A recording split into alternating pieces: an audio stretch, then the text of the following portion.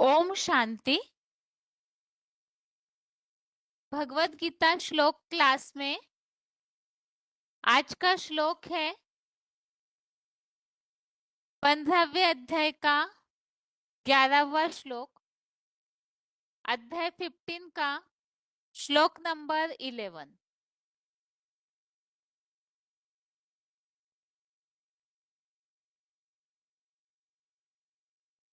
श्लोक है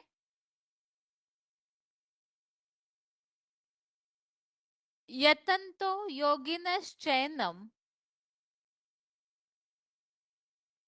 पश्यन्त्यात्मन्यवस्थितं यतन्तोऽप्यकृतात्मानो नैनं पश्यन्यचेतसः।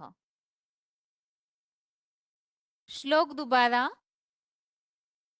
यतन्तो योगिनश्चैनं पश्यन्त्यात्मन्यवस्थितं यतन्तोऽप्यकृतात्मानो नैनं पश्यन्यचेतसः। श्लोक फिर से। यतन्तो योगिनश्चैनं पश्यन्त्यात्मन्यवस्थितं यतन्तोऽप्यकृतात्मानो नैनं पश्यन्यचेतसः।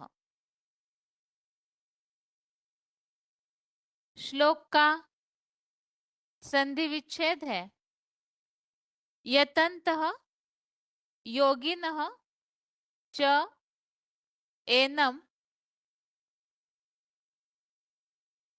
पश्यन्ति आत्मनि अवस्थितं यतन्तः अपि अकृतात्मानः न एनं पश्यन्ति अचेतसः।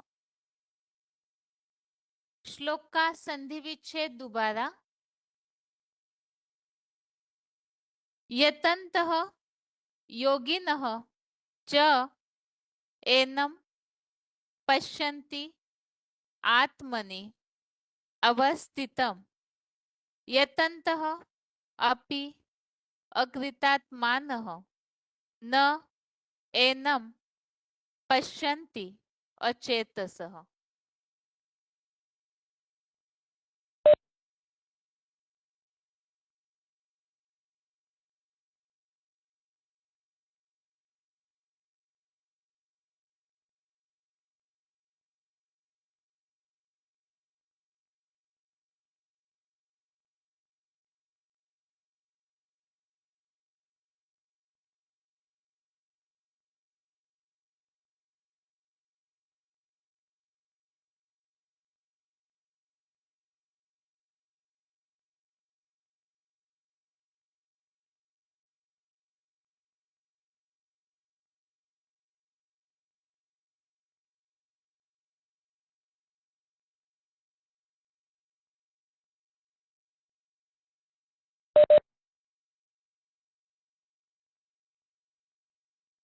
शब्दों के अर्थ हैं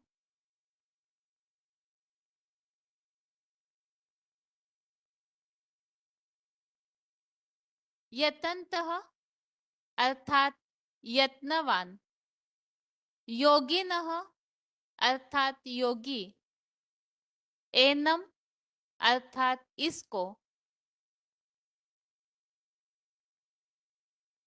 आत्मन्यवस्थितम,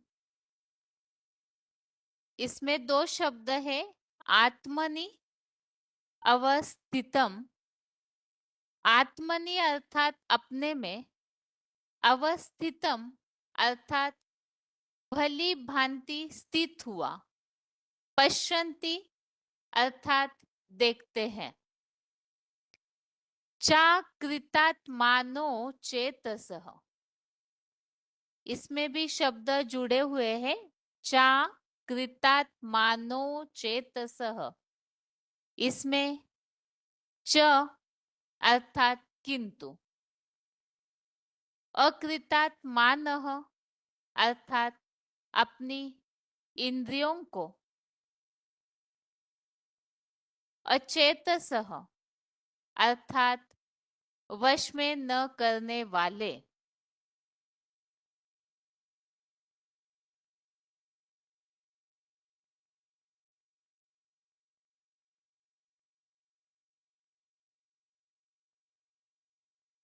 अकृतात्मानः अर्थात अपनी इंद्रियों को वश में न करने वाले। अचेतसः अर्थात बुद्धू लोग। यतन्तः अर्थात यत्न करते। चाकृतात्मानो अचेतसः इसमें शब्द जुड़े हुए हैं। च अर्थात किंतु। अकृतात्मानः अर्थात अपनी इंद्रियों को वश में न करने वाले। अचेतसः अर्थात बुद्धू लोग। यतन्तः अर्थात यत्न करते। अपि अर्थात भी। एनम अर्थात इसको। न अर्थात नहीं। पश्यन्ति अर्थात देख पाते। न पश्यन्ति अर्थात नहीं देख पाते। शब्दों के अर्थ दोबारा। यतन्तः अर्थात यत्नवान। योगिनः अर्थात योगी। एनम अर्थात इसको। आत्मन्यवस्थितम इसमें शब्द जुड़े हुए हैं। आत्मनि अर्थात अपने में। अवस्थितम अर्थात भली भांति स्थित हुआ। पश्यन्ति अर्थात देखते हैं। चाकृतात्मानो चेतसः इसमें च अर्थात किंतु। अकृतात्मानः अर्थात अपनी इंद्रियों को वश में न करने वाले। अचेतसः अर्थात बुद्धू लोग। यतन्तः अर्थात यत्न करते। अपि अर्थात भी। एनम अर्थात इसको। न अर्थात नहीं। पश्यन्ति अर्थात देख पाते। न पश्यन्ति अर्थात नहीं देख पाते।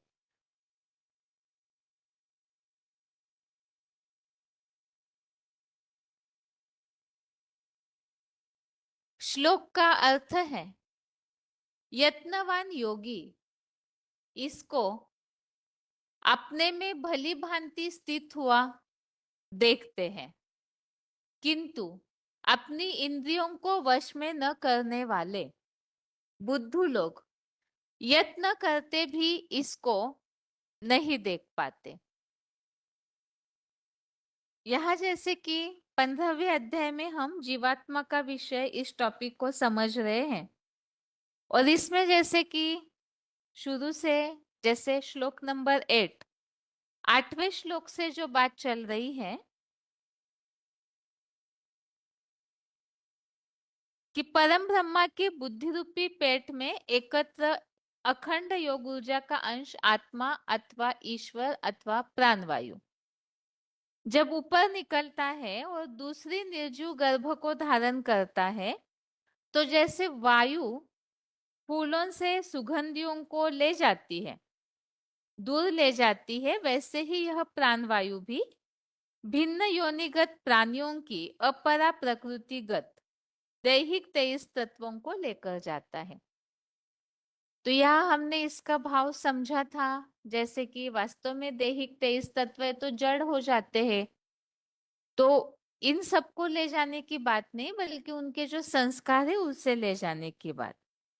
इसके आगे का जो श्लोक है श्लोक नंबर 9 इसमें हमने समझा कान आंख त्वचा जीवा नासिका और चंचल मन का आधार लेकर विषय भोगों का सेवन करती है, यह मना आत्मा। और ये तीनों श्लोकों का सार यहाँ श्लोक नंबर 10 में हमने समझा कि देह छोड़ते या धारण करते भी अथवा विषय भोग भोगते हुए भी ये विद्युत करण जैसी त्रिगुण युक्त आत्मा को एडवांस गीता ज्ञान नेत्र वाले परम ब्रह्मावत्स ही देखते हैं, दिखावटी टीकाकर्ता महामूर्ख नहीं देख पाते तो द्वापर अंत से सर्वव्यापी मान लेते हैं। तो जो भी इस रहस्यमयी बात को नहीं जान पाते हैं तो वो फिर भगवान को सर्वव्यापी मान लेते हैं। अर्थात किस तरह से पुरुषोत्तम संगम युग में ये सारा कार्य चलता है उसे जो नहीं समझ पाते हैं वो फिर द्वापर के अंत में, क्योंकि यहाँ फाउंडेशन पड़ता है, शुरू से हम श्लोकों में समझे हैं कि जैसे सृष्टि चक्र, सृष्टि वृक्ष की स्थापना और उसका जड़ों टालियों शाखा उपशाखाओं सहित विस्तार होता है, उसे भी हमने समझा। फिर नई सृष्टि की शुरुआत होती है तो किस तरह से योग बल से खींचा जाता है नई सृष्टि के लिए, वो भी हमने समझा। और ये जो आत्मा है इसे दिखावटी टीकाकर्ता महामूर्ख नहीं देख पाते तो द्वापर से सर्वव्यापी मानते हैं। और सर्वव्यापी के अज्ञान से तो सबकी बुद्धि को भटकाया हुआ है। इसीलिए ही नीचे फुटनोट में इस बात को स्पष्ट किया है कि निराकार अभोक्ता सदाशिव ज्योति पुरुषोत्तम संगम में सृष्टि बीज आदि मानव में ही एक व्यापी है, तो उस एक की ही सुननी चाहिए।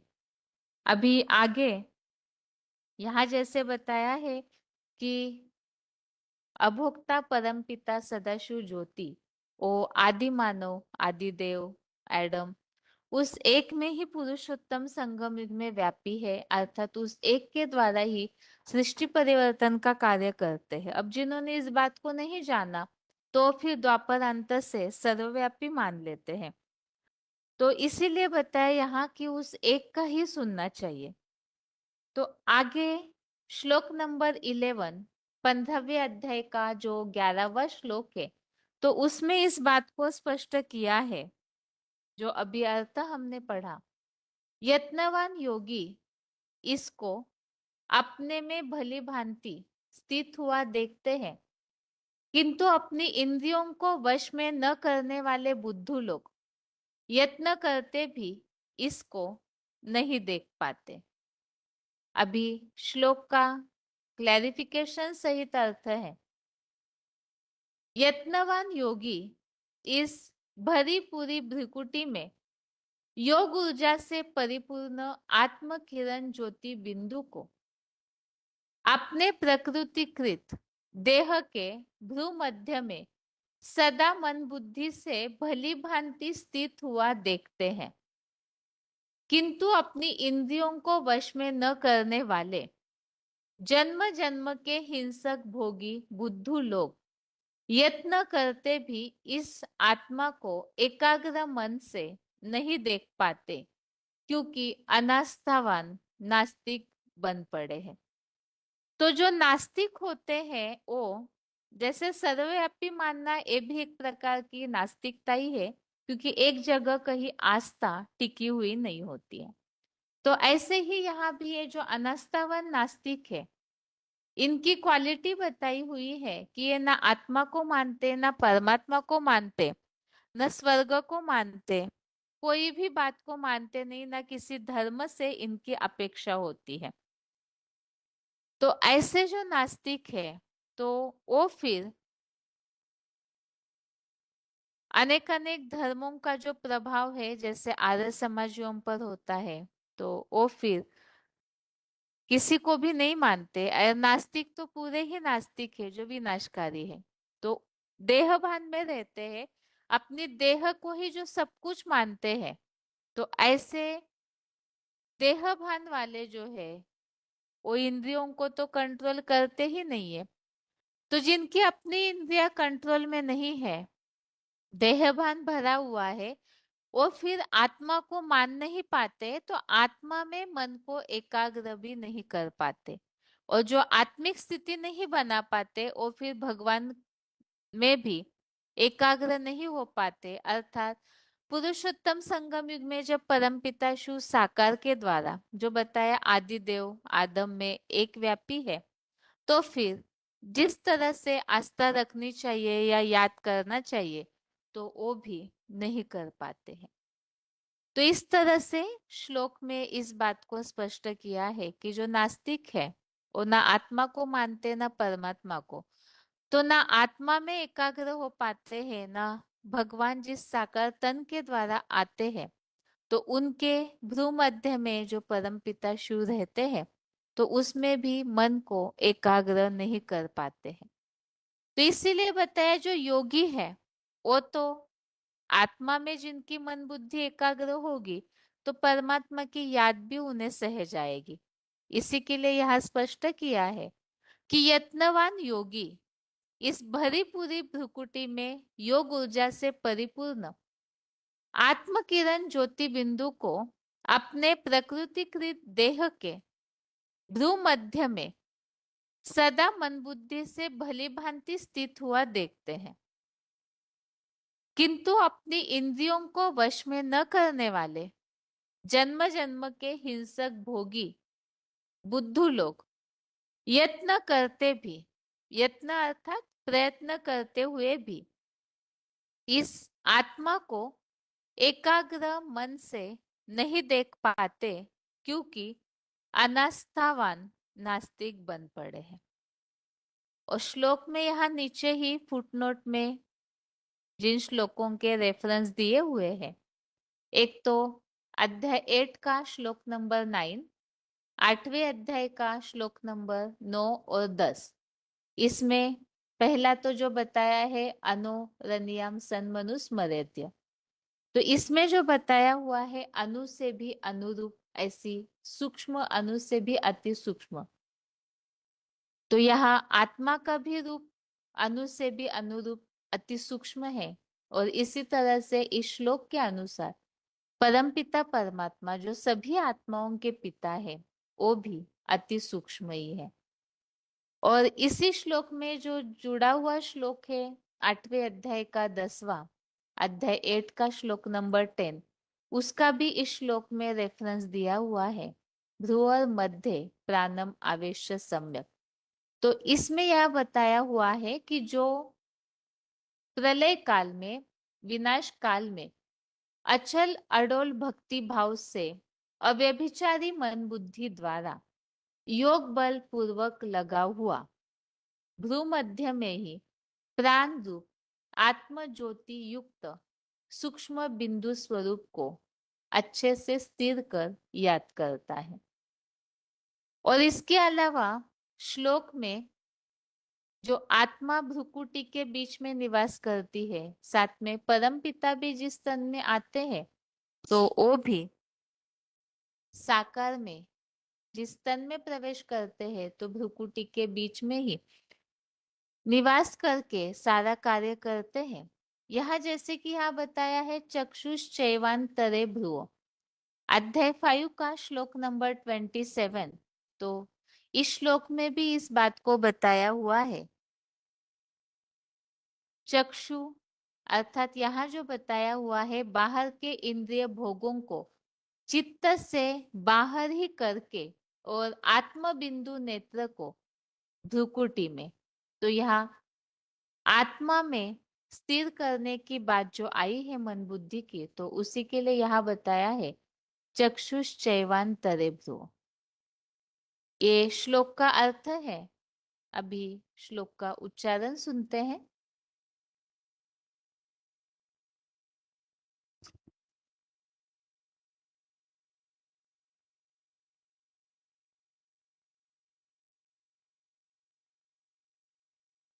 यतन्तो योगिनश्चैनं पश्यन्त्यात्मन्यवस्थितं यतन्तोऽप्यकृतात्मानो नैनं पश्यन्त्यचेतसा। यतनवान योगी इस भरी पूरी भ्रिकुटी में योग ऊर्जा से परिपूर्ण आत्म किरण ज्योति हीरो को अपनी प्रकृतिकृत देह के भ्रूमध्य मात्र में सदा मन बुद्धि से भली भांति स्थित हुआ देखते हैं, किंतु अपनी इंद्रियों को वश में न करने वाले जन्म जन्म के हिंसक भोगी बुद्धू लोग यत्न करते भी इस आत्मा को एकाग्र मन से नहीं देख पाते, क्योंकि अनास्थावान नास्तिक बन पड़े हैं। अनोरणीयाम सम अनुस्मृत्य गीता के 8वें अध्याय का 9वां श्लोक। रुवोर मध्ये प्राणमावेशे, गीता के 8वें अध्याय का 10वां श्लोक। चक्षुश्चैवान्तरे भ्रुवो, गीता के 5वें अध्याय का 27वां श्लोक। यतन्तो योगिनश्चैनं पश्यन्त्यात्मन्यवस्थितं यतन्तोऽप्यकृतात्मानो नैनं पश्यन्त्यचेतसा। यतनवान योगी इस भरी पूरी भ्रिकुटी में योग ऊर्जा से परिपूर्ण आत्म किरण ज्योति हीरो को अपनी प्रकृतिकृत देह के भ्रूमध्य मात्र में सदा मन बुद्धि से भली भांति स्थित हुआ देखते हैं, किंतु अपनी इंद्रियों को वश में न करने वाले जन्म जन्म के हिंसक भोगी बुद्धू लोग यत्न करते भी इस आत्मा को एकाग्र मन से नहीं देख पाते, क्योंकि अनास्थावान नास्तिक बन पड़े हैं। अनोरणीयाम सम अनुस्मृत्य, गीता के 8वें अध्याय का 9वां श्लोक। रुवोर मध्ये प्राणमावेशे, गीता के 8वें अध्याय का 10वां श्लोक। चक्षुश्चैवान्तरे भ्रुवो, गीता के 5वें अध्याय का 27वां श्लोक।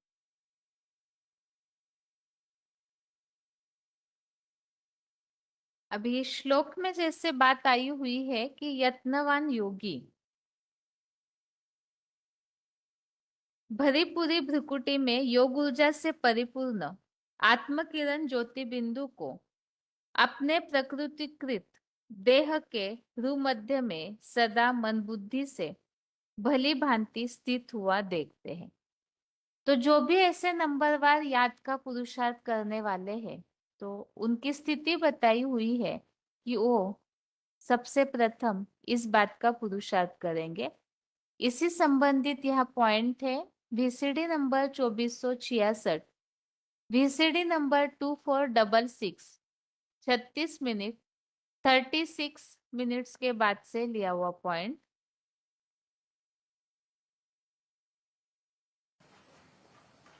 क्योंकि मनुष्य को मन होता है चंचल। क्या? चंचल मन बुद्धि को एकाग्र नहीं होने देता। तो जब बुद्धि एकाग्र नहीं है, चंचल है, चलायमान है, तो इधर उधर भागती रहेगी ना। है? भागने वाले को भगत कहा जाएगा ना। भक्ति से दुर्गति होती है। तो मनुष्य नहीं कर सकता ये काम। क्यों? मनुष्य को भगवान नहीं कहा जाता। क्यों नहीं कहा जाता है? हाँ, उसका मन जो है चलायमान रहता है, चंचल रहता है, एकाग्र होता ही नहीं है। चलो, जैसे मनुष्यों में बड़े से बड़ा मनुष्य सृष्टि का बाप बीज है आदम,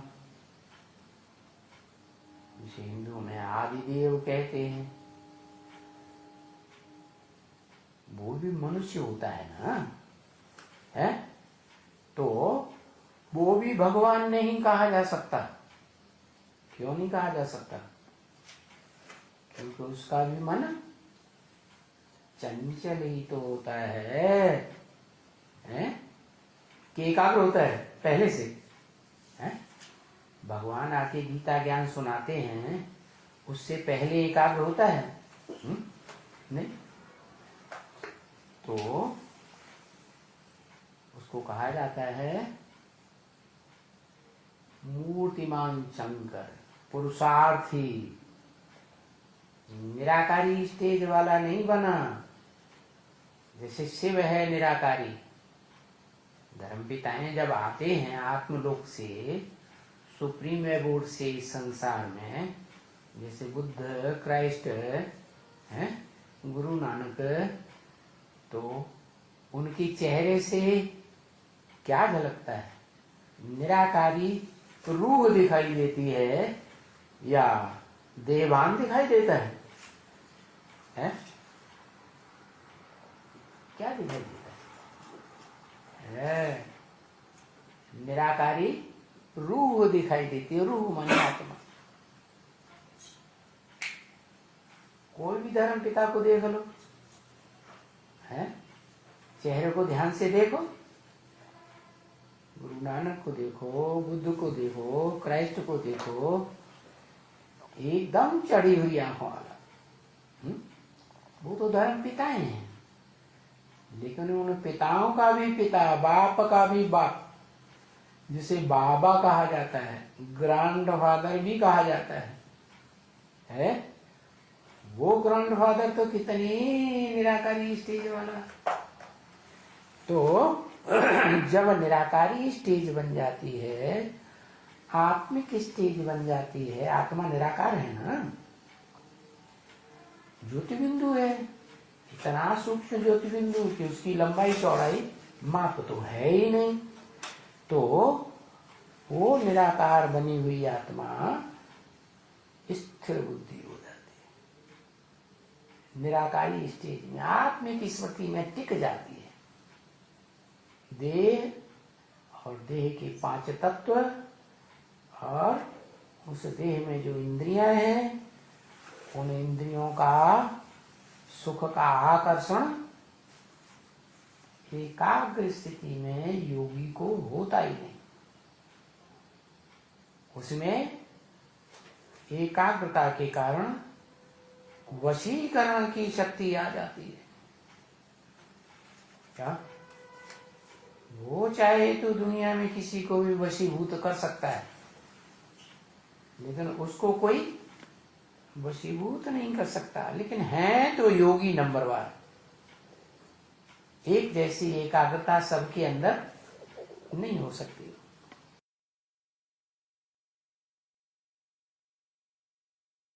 अगला पॉइंट है VCD number 2528, VCD number 2528 27 minute 27 minutes के बाद से लिया हुआ पॉइंट है। श्लोक में जहां बात आई है कि अपनी इंद्रियों को वश में न करने वाले बुद्धू लोग जो है इस आत्मा को एकाग्र मन से नहीं देख पाते हैं।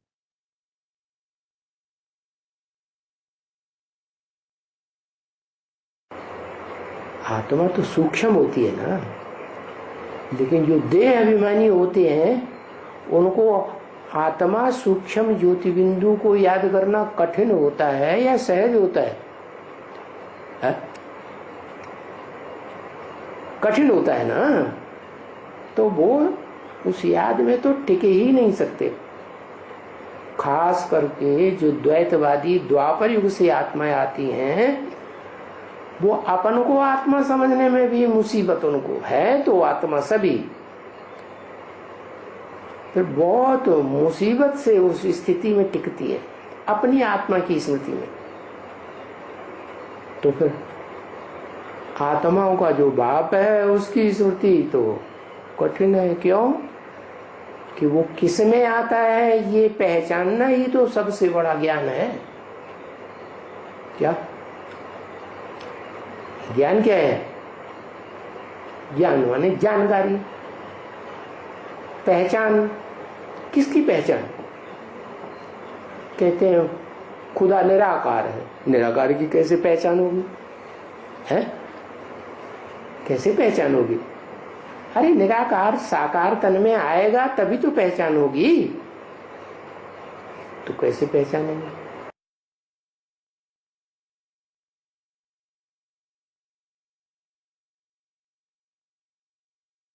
अगला पॉइंट है जो श्लोक में रेफरेंस दिया हुआ है, श्लोकों का अध्याय 8 का श्लोक नंबर 9, 8वें अध्याय के 9वें और 10वें श्लोक का जो रेफरेंस दिया हुआ है, अनोरनियाम सन्मनुस्मरेत्य। तो इसी संबंधित लिया हुआ पॉइंट है ये। VCD number 2563, VCD number 2563 13 minute 13 minutes के बाद से लिया हुआ पॉइंट।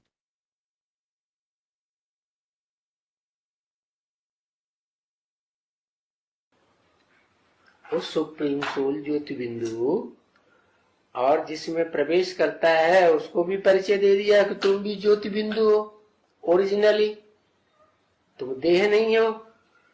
तो जब उसने समझ लिया मैं भी ज्योति बिंदु हूं, तो अपन को ज्योति बिंदु समझ करके बाप को याद करो। तो याद करता है तो इसमें क्या कमी है? पता नहीं चलता। ये कमी है कि जन्म जन्मांतर तो साकारियों को याद करते रहे, और अब इस जन्म में पता चला है हम तो निराकारी आत्मा ज्योति बिंदु है, तो स्थिरता हो जाएगी। प्रैक्टिस किस बात की पड़ी हुई है जन्म जन्मांतर की?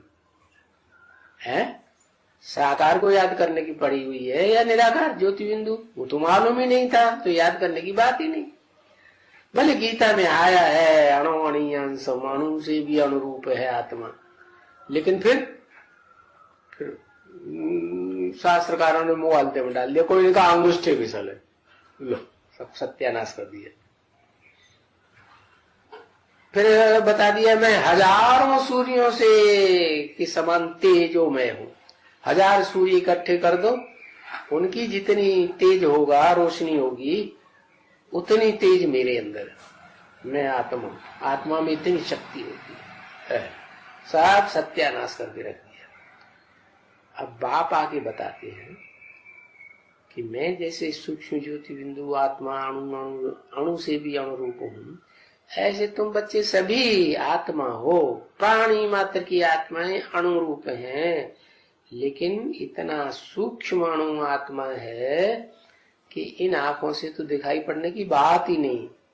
लेकिन वैज्ञानिक लोग जिन यंत्रों से अति सूक्ष्म कीटाणुओं को देख लेते हैं, वो सूक्ष्म यंत्र भी क्या उस आत्मा को देख नहीं सकते, इतनी सूक्ष्म। क्योंकि बिंदु कहा जाता है, कितना भी छोटे से छोटा, छोटे से छोटा, छोटे से छोटा अणु से अणु बनाते चले जाओ, और जितना सूक्ष्म होगा उतना ज्यादा ताकतवर होता है।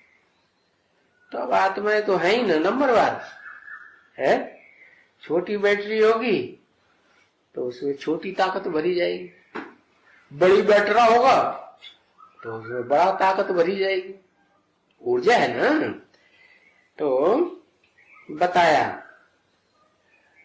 कि मैं जिसमें प्रवेश करता हूं वो सिर्फ मेरे ज्योति बिंदु स्वरूप को याद करने से पावरफुल नहीं बन सकता, परंतु उसे मालूम है ना कि शिव तो साकार में आया ना, तो उसे और सहज है साकार में निराकार याद करना या कठिन है? सहज है।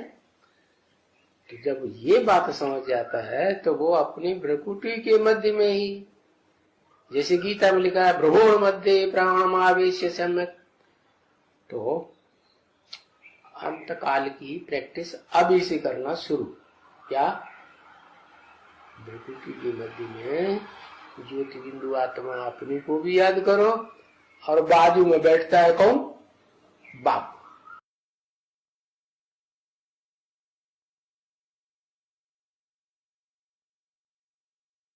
आगे अगला पॉइंट है VCD number 1063, VCD number 1063, 23 minute 23 minutes के बाद से लिया हुआ पॉइंट है। भ्रूवर मध्य प्राणम आवेश सम्य। ये 8वें अध्याय के 10वें श्लोक का जो रेफरेंस श्लोक में दिया हुआ है, आत्मा ज्योति बिंदु स्वरूप है और भ्रुकुटी में निवास करती है, इसी संबंधित इस पॉइंट में समझाया हुआ है।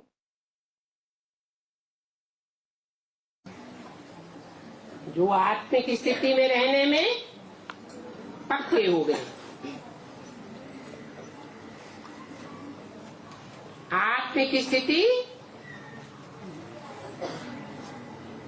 अर्थात रूप आत्मा, स्वयं प्रकाशित सितारे के समान आत्मा, इस स्वरूप की स्मृति में रहने वाले हैं, जिसके लिए गीता में बोला है भ्रमोर मध्य प्राणमावेश सम्यक। प्रकृति के मध्य में इस प्राण रूप आत्मा को, ज्योति स्वरूप आत्मा को बलि प्रकार याद करना चाहिए। प्रैक्टिस करनी चाहिए, पक्का अभ्यास करना चाहिए।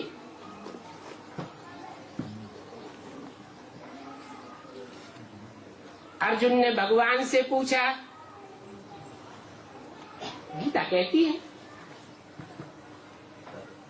कि अर्जुन ने भगवान से पूछा, ये मन बड़ा ही चंचल है, इसे कैसे कंट्रोल किया जाए? तो भगवान ने कहा, अभ्यास है तो कौन्तेय, अभ्यास करके इसको कंट्रोल किया जा सकता है। बार बार मन बुद्धि बाहर की ओर भागेगी, बहिर्मुखी बनेगी, बार बार बहिर्मुखी से खींचकर भ्रकुटी के मध्य में उस सितारे को याद करने की प्रैक्टिस करनी है।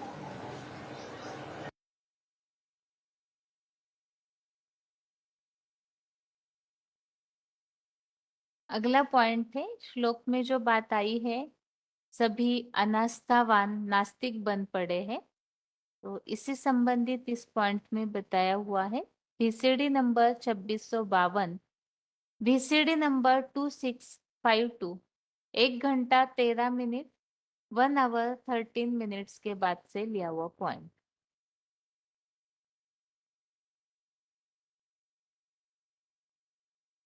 हाँ, आर्य समाजियों में भी 2 गुट हो जाते हैं।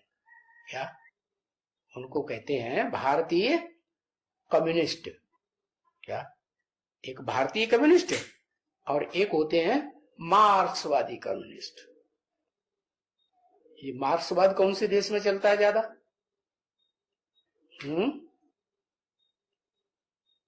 जिनका असर भारत में भी हो गया, रूस में ज्यादा चलता है। तो आखिरी सीढ़ी कौन सी हुई?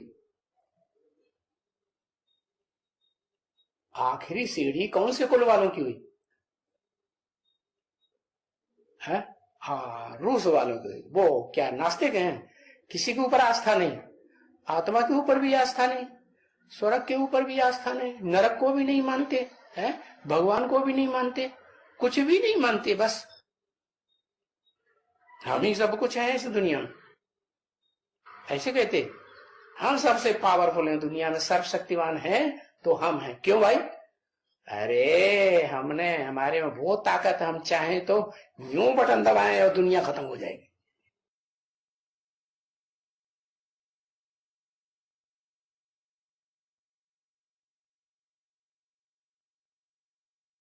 अगला पॉइंट है इसी टॉपिक के लिए, जो श्लोक में बात आई है, अनास्थावान नास्तिक।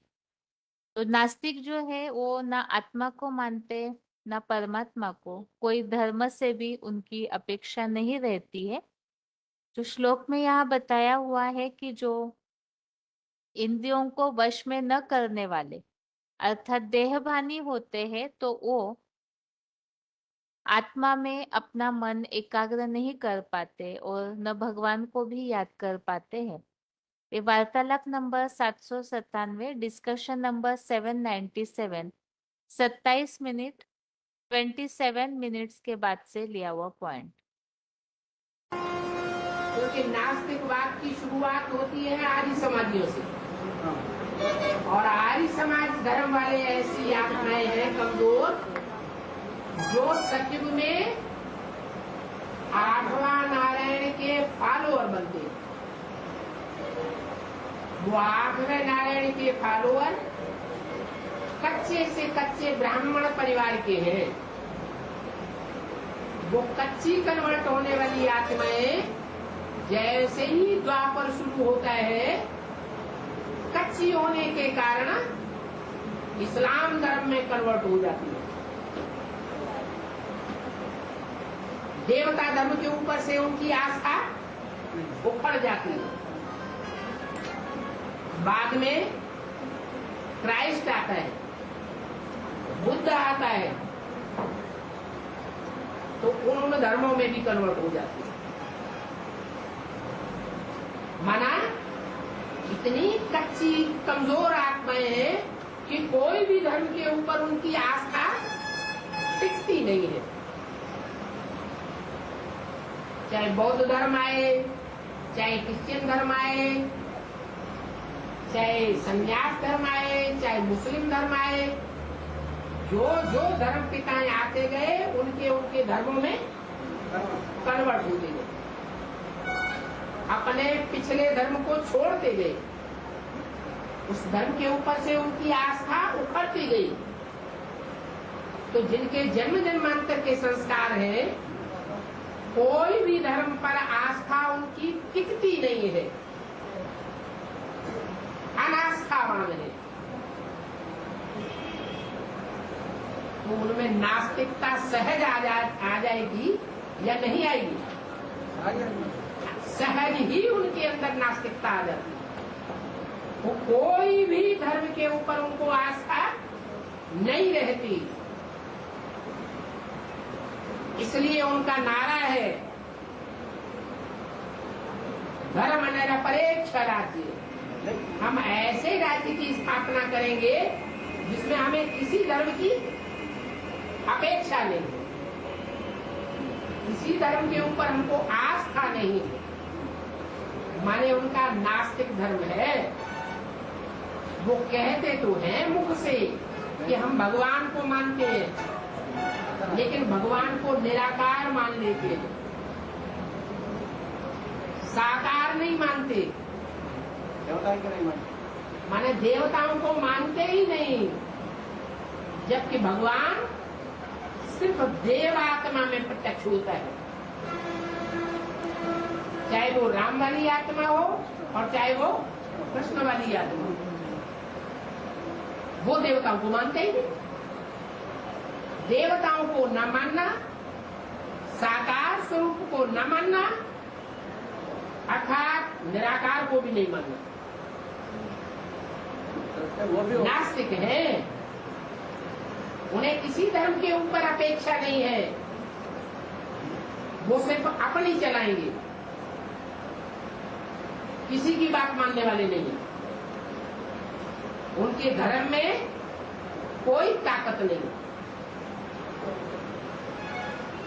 आज जो राज्य चल रहा है खासकर हिंदुस्तान में, वो धर्म निरपेक्ष राज्य चल रहा है। कांग्रेस आर्य समाजियों का राज्य चल रहा है, उन अर्ध नास्तिकों का राज्य चल रहा है।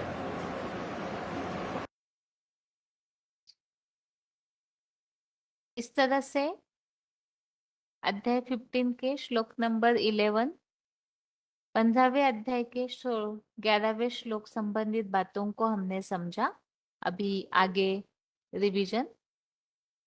रिवीजन के लिए श्लोक नंबर है 15वें अध्याय 11वें अध्याय का 54, अध्याय 11 का श्लोक नंबर 54। और जैसे कि यहाँ श्लोकों में हमने अभी तक जो टॉपिक समझा कि अर्जुन ने जब सौम्य रूप दिखाने के लिए कहा, तो अर्जुन के कहने पर भगवान ने वो सौम्य रूप दिखाया और ये बातें बताई कि ये ऐसा रूप है जिसे विराट रूप जो है उसे कोई भी वेद, दान, यज्ञ, तप, दैहिक तापदायी जो भी कर्म कांड है, ऐसों से भगवान की प्राप्ति नहीं होती है। बल्कि भगवान ने अर्जुन को ये बात बताई कि ज्ञान गम्य बुद्धि द्वारा ही भगवान को देखा जा सकता है और प्राप्त भी किया जा सकता है। इसीलिए ही अगले श्लोक में ये बात बताई है कि भगवान का ये जो विराट रूप का ये योग ऊर्जा संपन्न स्वरूप है, इसे देखने के लिए देवताएं भी दर्शन अभिलाषी होते हैं। इसीलिए इस श्लोक में बताया आगे कि यज्ञ, तप, दान, पुण्य आदि करने से मैं नहीं मिलता हूँ, अर्थात भगवान का जो यह वास्तविक स्वरूप है उसका परिचय या उसकी प्राप्ति जो है भक्ति मार्गीय कर्म कांडों से नहीं हो सकती है। तो उसके लिए क्या करना चाहिए उसे ही अगले श्लोक में स्पष्ट किया है, जो आज के रिवीजन का श्लोक है, अध्याय 11 का श्लोक नंबर 54। श्लोक है, भक्त्या त्वनन्यया शक्य अहमेवं विधोऽर्जुन ज्ञातुं द्रष्टुं च तत्त्वेन प्रवेष्टुं च परन्तप। श्लोक दोबारा। भक्त्या त्वनन्यया शक्य अहमेवं विधोऽर्जुन ज्ञातुं द्रष्टुं च तत्त्वेन प्रवेष्टुं च परन्तप। अर्थात, किंतु हे कामादिक शत्रुतापक अर्जुन, मामेकम की अव्यभिचारी स्मृति से भरपूर भक्ति से मैं एडवांस सच्ची गीता द्वारा ऐसा विधान रूप जानने, पहचानने और ऐसे ही मुकर्रर रथ में भली भांति तत्वपूर्वक देखने और उसमें प्रवेश करने में भी समर्थ हूँ। तो इस श्लोक में इस बात को स्पष्ट किया है, जो अर्जुन से भगवान कह रहे हैं कि हे शत्रुतापक अर्जुन, और शत्रु अर्थात जिसके लिए यह स्पष्ट किया है कामादिक शत्रुओं को ताप देने वाले अर्जुन, मामेकम की अव्यभिचारी स्मृति से भरपूर अर्थात भगवान की प्राप्ति कैसे हो सकती है, तो उसके लिए बताया मामेकम की अव्यभिचारी याद। दूसरा बताया है एडवांस सच्ची गीता द्वारा विधान रूप जानने और पहचानने योग्य है। और तीसरी बात बताई, इसी तरह से भगवान मुकर्रर रथ में भली भांति तत्वपूर्वक देखने और उसमें प्रवेश करने में भी समर्थ हूँ। तो भगवान तो प्रवेश करते हैं, प्रवेश करके कार्य करते हैं, और जिस तन के द्वारा अर्थात मुकर्रर रथ में प्रवेश करके कार्य करते हैं, तो उन्हें अव्यभिचारी याद के द्वारा जाना और पहचाना जा सकता है। और जैसे इसके पीछे श्लोकों में हमने समझा और 13वें अध्याय में भी जिस बात का उल्लेख आया है, ज्ञानम ज्ञेयम ज्ञानगम्यम रिधि सर्वस्य विष्टितम, अर्थात ज्ञान के द्वारा ही भगवान जानने योग्य है और ज्ञान के द्वारा ही भगवान को प्राप्त भी किया जा सकता है। तो इस हिसाब से यहाँ इन बातों को बताया हुआ है। एक तो भगवान प्रवेश करने में समर्थ है, और जिस तन में प्रवेश करते हैं उस मुकर्रर रथ में उन्हें तत्वपूर्वक देखा जा सकता है, विधान रूप जाना पहचाना जा सकता है और अव्यभिचारी भक्ति से प्राप्त किया जा सकता है। इसी संबंधित जहां यह बात चल रही है भगवान को ज्ञान के द्वारा देखने की, इसके लिए ही हमने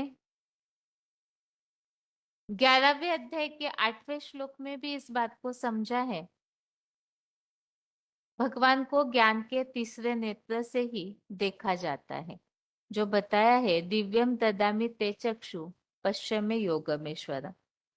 इसके अलावा जहां जानने योग्य की बात आई है कि भगवान को जाना भी जा सकता है, पहचाना जा सकता है, तो जानने योग्य की बात का उल्लेख अध्याय 9 का श्लोक नंबर 17, 9वें अध्याय का 17वां श्लोक, जिसमें बताया है वेद्यम पवित्रम ओंकार, तो इसमें जानने योग्य है, पवित्र ओंकार है, ऐसी बात आई है। 11वें अध्याय का 18 और 38, अध्याय 11 का श्लोक नंबर 18 और 38, इन श्लोकों में भी जैसे 38 श्लोक में भी उल्लेख आया हुआ है कि आप परम आश्रय है और आप ही वेत्तासि वेद्यम छ परम छ धाम, ये जो उल्लेख है इसमें बताया है कि आप जानने योग्य भी हैं। किस तरह से जानने योग्य है वो तो हम समझे हैं, ज्ञान के द्वारा ही भगवान को जाना जा सकता है, और एक ज्ञान के द्वारा जानने की बात को ही तीसरे नेत्र से बुद्धि के द्वारा जानना, इस तरह से उल्लेख 11वें अध्याय में आया है। अध्याय 11 का श्लोक नंबर 18, इसमें भी इस तरह से उल्लेख आया है कि आप ही जगन्नाथ है, जगन निवास है, और आप जानने योग्य भी है। इसी तरह से यहाँ 13वें अध्याय का 12 अध्याय 13 का श्लोक नंबर 12 और 13वें अध्याय का 17, इसमें भी इसी तरह उल्लेख आया है कि परमपिता शिव ज्योति जानने योग्य है और जो जानता है वो फिर अमरता का अनुभव करता है। और 17वें श्लोक में तो स्पष्ट उल्लेख है, ज्ञान के द्वारा ही जानने योग्य और ज्ञान के द्वारा ही पाने योग्य है। इसी तरह से 15वें अध्याय का 15, अध्याय 15 का श्लोक नंबर 15, इसमें भी इस तरह उल्लेख आया है कि सब वेदों द्वारा जानने योग्य हो। यहाँ वेदों द्वारा जानना अर्थात ही ज्ञान के द्वारा भगवान को जानने की बात का उल्लेख आया है। इसी तरह से 10वें अध्याय में भी जो हमने समझा था कि भगवान को वैसे तो भक्ति के द्वारा कोई भी जान नहीं सकते और इस दुनिया में वैसे कोई जानते नहीं है, और जो भगवान को जान लेते हैं, जो अध्याय 10 का श्लोक नंबर 3, 10वें अध्याय के 3रे श्लोक में जो उल्लेख आया है कि भगवान को जो जान लेते हैं वो पापों से, दुखों से मुक्त हो जाते हैं। इसके अलावा 18वें अध्याय का 55, अध्याय 18 का श्लोक नंबर 55, इसमें भी भगवान को जानने की बात का उल्लेख आया है। और अध्याय 11 का 54 जो आज का रिवीजन का श्लोक है, इसमें मुख्य बात जो सर्विस के हिसाब से, बेसिक कोर्स के हिसाब से भी जो बात मुख्य समझाई जाती है, प्रवेश तुम अर्थात प्रवेश करने में समर्थ है। तो परम पिता सदाशिव ज्योति वो तो निराकार है, जन्म मरण के चक्र से न्यारे है अर्थात अजन्मा है, तो इसीलिए ही वो मुकर्रर तन में अर्थात इस साकार सृष्टि पर एक परमानेंट तन को चुनकर प्रवेश करके उनके द्वारा कार्य करते हैं। इसी बात का उल्लेख 4थे अध्याय का 6वां, अध्याय 4 का श्लोक नंबर 6, इसमें भी जिस तरह से उल्लेख आया है कि भगवान अजन्मा है, और अजन्मा होते हुए भी जो बताया है कि वो अपने प्रकृति को अधीन करके आते हैं, अर्थात ही प्रकृति को अधीन करके आना अर्थात ही भगवान प्रवेश करके मुकर्रर तन के द्वारा कार्य करते हैं। ऐसे ही 11वें अध्याय का 24, अध्याय 11 का श्लोक नंबर 24, इसमें हमने एक शब्द समझा था प्रवेशनीय के लिए विष्णु, जो अध्याय 11 का श्लोक नंबर 24 में इस तरह से उल्लेख है, दृष्ट्वा हि त्वां प्रव्यथितांतरात्मा धृतिम न विंदामि शमम च विष्णु। तो ये जो विष्णु ये शब्द है, ये संस्कृत शब्द है जिसका यहाँ अध्याय 11 के श्लोक नंबर 24 में स्पष्टीकरण इस तरह से है, विष्णु की व्युत्पत्ति है विष धातु प्रवेशनाथ। तो इस आधार से यहाँ वो प्रवेशनीय है, प्रवेश करके मुकर्रर तन के द्वारा कार्य करते हैं, ऐसे उल्लेख है। अभी इस श्लोक में जो बातें आई हुई है उन्हीं संबंधित मुरलियों में आए हुए कुछ उल्लेखों को समझते हैं। पहले श्लोक का उच्चारण।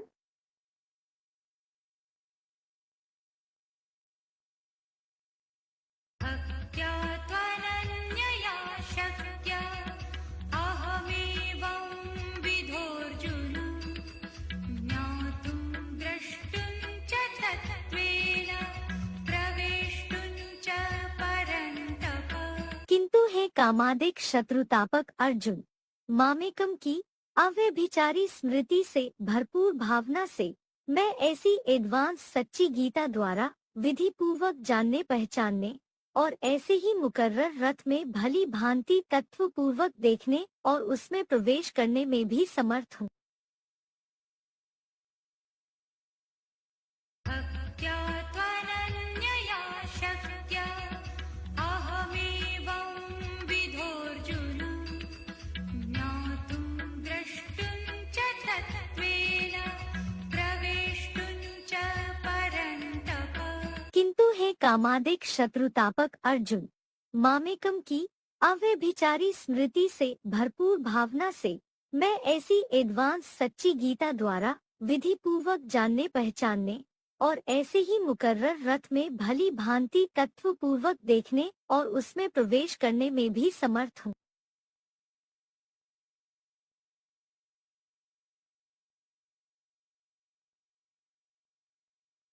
यहाँ श्लोक में जो उल्लेख आया है, अव्यभिचारी स्मृति से भरपूर भक्ति से भगवान जानने और पहचानने योग्य है।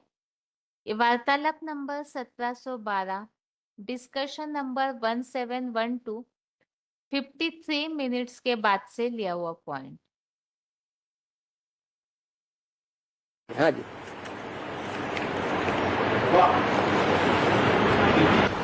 गीता में बाबा ये अर्जुन अव्यभिचारी भावना के द्वारा मैं इस भांति संपूर्ण रूप में जानने, पहचानने, साक्षात्कार करने और तत्वपूर्वक गहराई तक प्रवेश पाने का योग्य हूँ।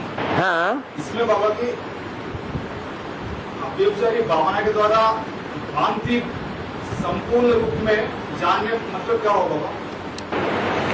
अगर व्यभिचार बुद्धि में भरा हुआ होगा तो भगवान को जान सकेगा कोई?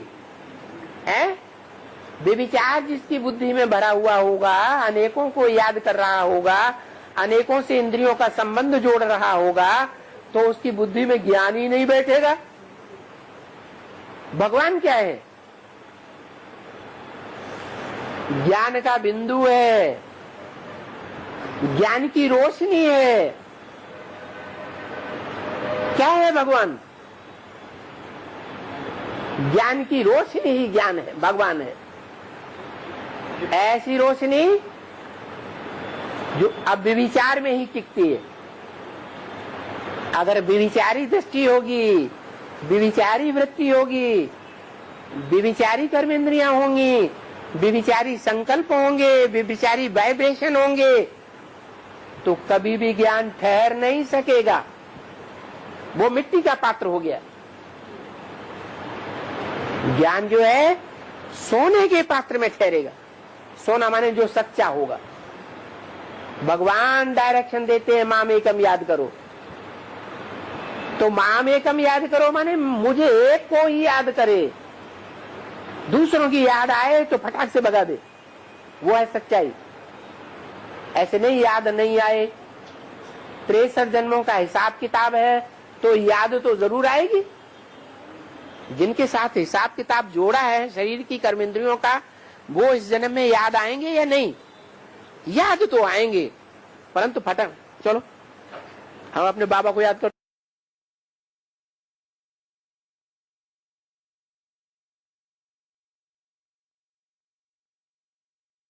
श्लोक में जो उल्लेख आया है तत्व पूर्वक, तो उस संबंधित ही इस वार्तालाप में पूछा हुआ प्रश्न है। वार्तालाप number 1712, discussion number 1712, 57 minute 57 minutes के बाद से लिया हुआ पॉइंट।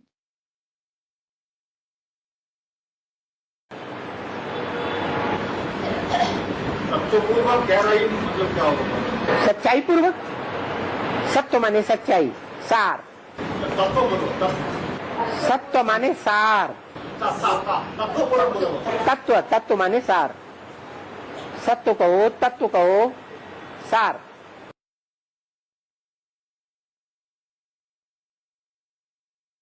अगला पॉइंट है वार्तालाप नंबर 1722, डिस्कशन नंबर 1722, मुकर्रर रथ में भली भांति तत्व पूर्वक देखने और प्रवेश करने में भी समर्थ हूँ।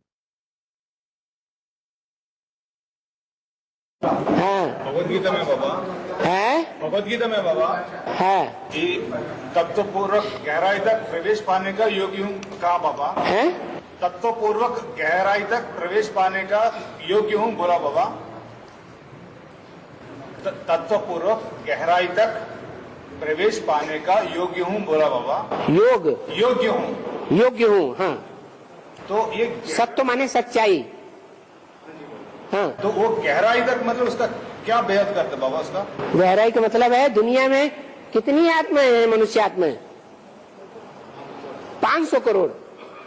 500 करोड़ मनुष्य आत्माओं में अच्छे और बुरे, सच्चे और झूठे पार्ट बजाने वाले दोनों हैं या नहीं है? हैं? नहीं है। उनमें कोई एड़ी से लेकर के चोटी तक जन्म जन्मांतर सच्चा पार्ट बजाने वाला भी होगा या झूठे ही होंगे? कोई जरूर होगा। तो सत्य की तल्ले तक घुस गया या नहीं घुस गया? ढूंढा या नहीं ढूंढा? है? ढूंढता है, ढूंढ लेता है।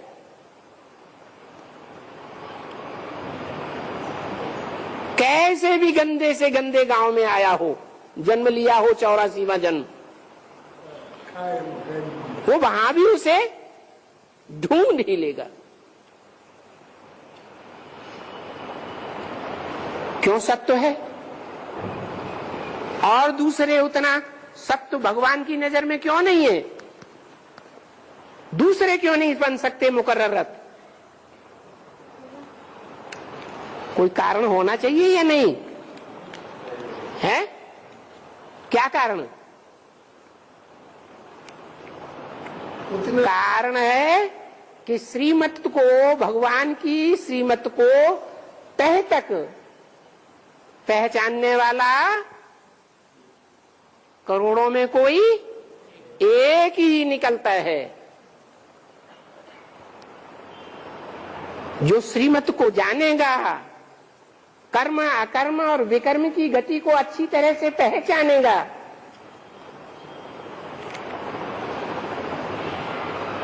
वो सुप्रीम कोर्ट का न्यायाधीश बनने काबिल है या नहीं है? वेद की भाषा में उसका क्या नाम दिया है शास्त्रों में? और वैसे भी धर्मराज। जो बाबा बोलते हैं धर्मराज मेरा राइट हैंड है। राइट माने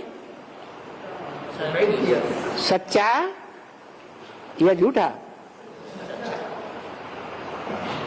बम मार्गी नहीं है।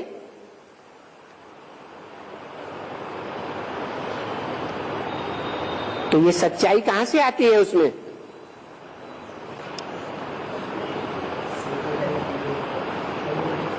मनुष्यों की मत पर चलने से आती है क्या? मनमत पर चलने से आती है क्या?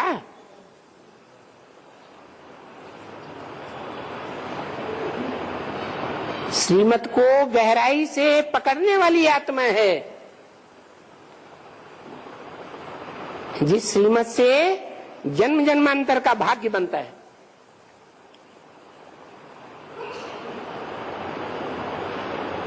बाकी आखिरी जन्म में तो माया सबको पकड़ लेती है, किसी को छोड़ती नहीं है। जो नीचे नहीं गिरेगा तो ऊपर भी नहीं उठेगा। हाँ, तो इसमें भगवान को प्रवेश तो कर सकते हैं, उनको प्रवेश करने के योग्य हूँ, ऐसा इसमें क्या होता है बाबा? मतलब प्रवेश तो भूत प्रेत भी होता है, अब भगवान को तो हो सकता है, लेकिन योग्य अंतर ये है कि भूत प्रेत प्रवेश करते हैं तो पता चल जाता है, चेहरा मोहरा बदल जाता है। और भगवान ब्रह्मा बाबा में प्रवेश करता था तो चेहरा मोहरा बदलता था क्या? गुलजार दादी की तरह? ये अंतर है या नहीं है?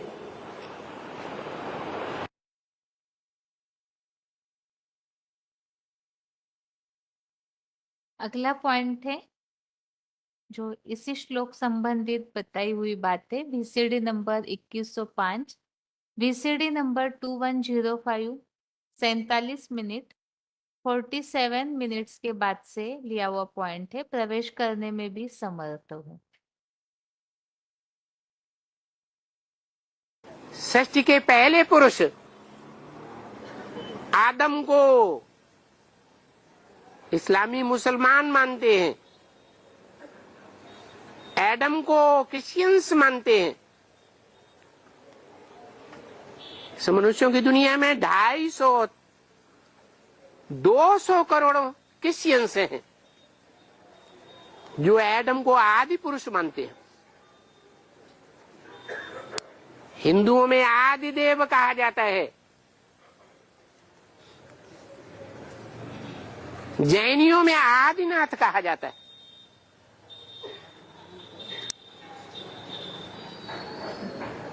शब्दों में कितना साम्य है।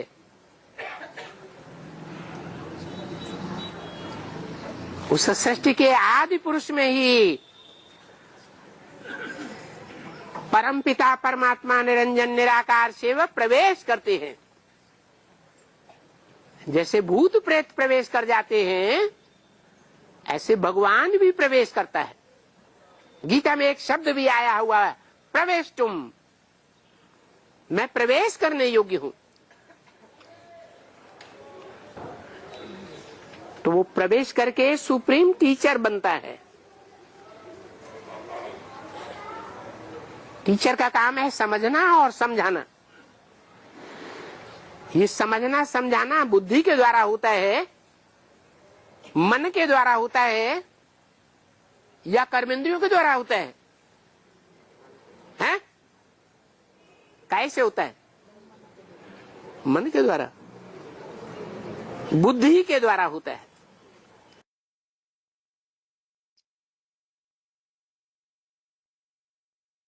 अगला पॉइंट है VCD नंबर 2622, VCD नंबर 2622।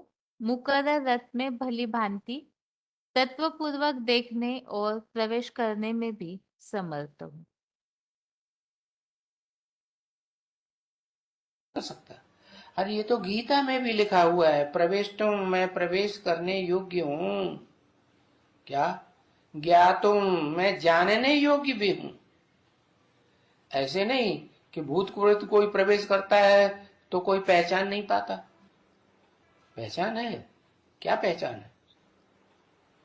पहचान ये है कि वो जिसमें प्रवेश किया वो जैसे कर्म करता था, बात करता था, है, जैसी दृष्टिवृत्ति उसकी थी, वो दृष्टिवृत्ति कुछ चेंज आ जाता है, आचार व्यवहार में चेंज आ जाता है, तो पता तो लग जाता है ना। तो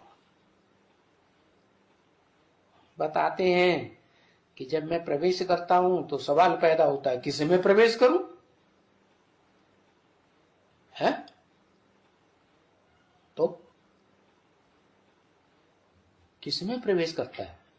तो क्या जवाब देंगे? है? दुनिया में तो 500 करोड़ मनुष्य, और आत्माएं तो प्राणियों के रूप में ढेर की ढेर, 84 लाख तो योनियां ही हैं। है? कौन है मुकर्रर रथ? कैसे पता चले? है? ये तो कह दिया मुकर्रर रथ में प्रवेश करते हैं। अब ये कैसे कर पता चले? एक में प्रवेश करेंगे, दूसरा कहेगा हाँ हम भी तो मुकर्रर रथ बन सकते हैं। तो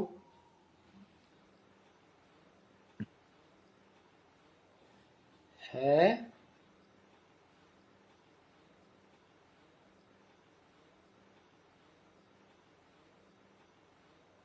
20-25 साल की आयु वाले में प्रवेश करते हैं, वानप्रस्थ अवस्था में प्रवेश नहीं करते।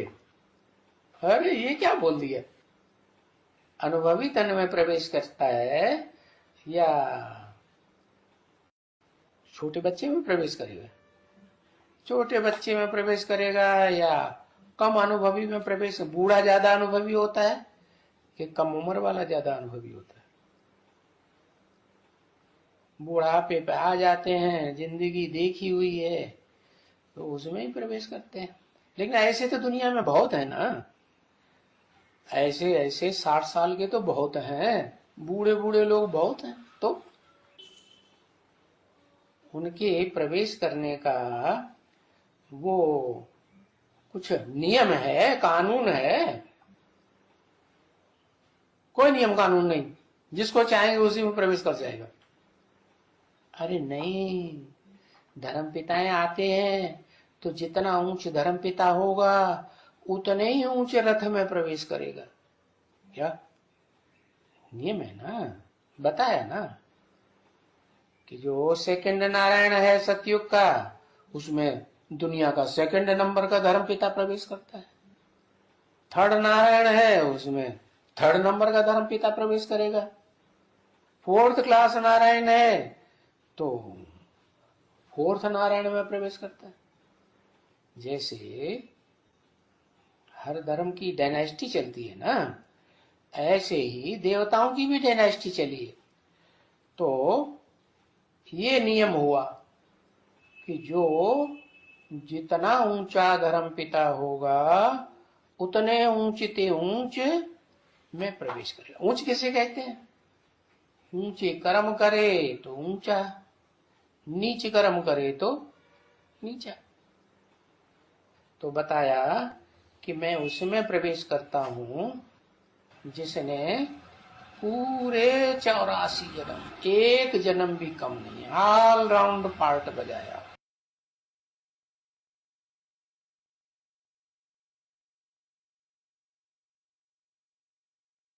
इस तरह से 11वें अध्याय के 54 श्लोक संबंधित बातें हमने समझी। जो बताया हुआ है कि तत्वपूर्वक प्रवेश करने में समर्थ है और वो मुकर्रर रथ में ही वो किस तरह से और ज्ञान के द्वारा किस तरह से जानने और पहचानने योग्य है, अव्यभिचारी भक्ति से ही किस तरह से प्राप्त करने योग्य है। ये तो रिवीजन का श्लोक हुआ और अभी आज के श्लोक को एक बार रिवाइज करके आज का क्लास पूरा करते हैं। 15वें अध्याय का 11वां श्लोक, अध्याय 15 का श्लोक नंबर 11। श्लोक है यतन्तो योगिनश्चैनम पश्यन्त्यात्म व्यवस्थितम यतन्तोप्यकृतात्मानो नैनम पश्यन्त चेतसः। श्लोक दोबारा, यतन्तो योगिनश्चैनम पश्यन्त्यात्मन्यवस्थितम यतन्तोप्यकृतात्मानो नैनम पश्यन्त चेतसः। अर्थात यत्नवान योगी इस भरी पूरी भ्रिकुटी में योग ऊर्जा से परिपूर्ण आत्म किरण ज्योति बिंदु को अपने प्रकृतिकृत देह के भ्रूमध्य में सदा मन बुद्धि से भली भांति स्थित हुआ देखते हैं, किंतु अपने इंद्रियों को वश में न करने वाले जन्म जन्म के हिंसक भोगी बुद्धू लोग यत्न करते भी इस आत्मा को एकाग्र मन से नहीं देख पाते, क्योंकि अनास्थावान नास्तिक बन पड़े हैं। तो श्लोक में हम पिछले श्लोकों से कनेक्शन में ही इस बात को समझ रहे थे कि ऐसी भी आत्माएं हैं जो विमूढ़ है, उसके कारण से वो जान नहीं पाते, देख नहीं सकते हैं। जो पिछले श्लोक में ये बात बताई हुई है, न जानने के कारण सर्वव्यापी बता देते हैं। जो बताया कि जो दिखावटी टीका करता है तो वो भगवान को सर्वव्यापी बताकर उस बात से सभी को भटकाते हैं। इसीलिए एक से ही सुनना चाहिए। और वो किस एक से? तो जिस निराकार परमपिता जिस तन के द्वारा आदिदेव के द्वारा पुरुषोत्तम संगम युग में कार्य करते हैं, उस एक से ही सुनना चाहिए। आज के श्लोक में जो अगली बात बताई हुई है कि जो योगी है वो इस आत्मा को, जो बताया है कि भरी पूरी भ्रुकुटी में योग ऊर्जा से परिपूर्ण आत्म किरण ज्योति बिंदु को अपने प्रकृतिकृत देह के भ्रूमध्य में सदा मन बुद्धि से भली भांति स्थित हुआ देखते हैं। जो योगी है वो तो इंद्रियों को कंट्रोल करके भ्रूमध्य में आत्मस्टार में मन एकाग्र करते हैं और जो आत्मिक स्थिति बनाते हैं, तो जिस तन के द्वारा परमपिता कार्य कर रहे हैं, तो उस साकार में निराकार को भी याद करने में वो पुरुषार्थी समर्थ हो पाते हैं। लेकिन जो देहभानी है, जन्म जन्मांतर जो विकारी बने हुए हैं, अपनी इंद्रियों को कंट्रोल करने की जिन्हें आदत नहीं, तो ऐसे जो भोगी जिन्हें बुद्धू कहा गया है, तो ऐसे लोग प्रयत्न करते हुए भी आत्मा में एकाग्र मन से आत्मा को देख नहीं पाते, और जब आत्मा नहीं बन पाते तो भगवान को भी याद नहीं कर सकते हैं। तो इसीलिए बताया है कि ऐसी आत्माएं अनास्थावान नास्तिक है, क्योंकि ना आत्मा को मानते, देहभान के कारण अपने देह को ही सब कुछ मानते हैं, जो विनाश के निमित्त बनते हैं नास्तिक, तो न आत्मा को मानते न परमात्मा को मानते हैं। तो इसीलिए कोई धर्म के प्रति भी उनकी कोई आस्था नहीं रहती। और इसी तरह से इस श्लोक में यहाँ मूल बात तो आत्मा में एकाग्र होने की बात, और उसी आधार से परमात्मा में भी जो एकाग्र होते हैं, सही रीति से पहचानते हैं, तो बताया 8वें अध्याय के 9वें और 10वें श्लोक में दिव्य पुरुष परमात्मा को पाते हैं। तो इन्हीं श्लोकों का यहाँ रेफरेंस दिया हुआ है, अध्याय 8 का श्लोक नंबर 9, 10 और अध्याय 5 का श्लोक नंबर 27, जिसमें बताया है चक्षुश्चैवांतरे भ्रुवो। 8वें अध्याय के 9वें श्लोक में बताया है अनुरनियम सन्मनुस्मरेत्, और 10वें श्लोक में बताया है भ्रुवर मध्य प्राणम आवेश्य सम्य। इस तरह से आज के क्लास में हमने 2 श्लोकों के अर्थों को समझा है। एक तो 15वें अध्याय का 11वां अध्याय 15 का श्लोक नंबर 11 और 11वें अध्याय का 54 अध्याय 11 का श्लोक नंबर 54। इसके साथ ही आज के लिए गीता क्लास यहाँ ही पूरा करते हैं। ओम शांति।